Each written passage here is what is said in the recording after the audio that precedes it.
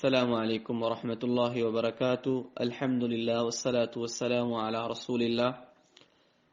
بازار میں داخل ہونے کی دعا اور اس کی فضیلت کے متعلق سوال کیا گیا ہے۔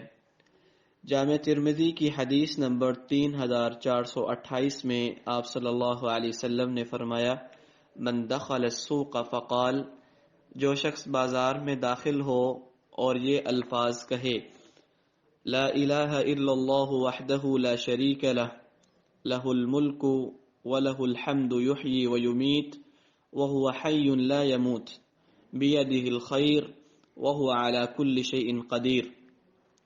آپ صلی اللہ علیہ وسلم نے فرمایا، جو یہ الفاظ پڑھے گا، کتب اللہ لہ الف الف حسنہ، اللہ اس کے لیے 1,00,000 نیکیاں لکھ دیتا ہے، ومحا عنہ الف الف سیئہ، اور اس کے لیے 1,00,000 گناہ معاف کر دیتا ہے، 1,00,000 گناہ مٹا دیتا ہے، ورفع له الف الف درجہ، اور اللہ تعالی اس کے 1,00,000 درجات بلند فرما دیتا ہے۔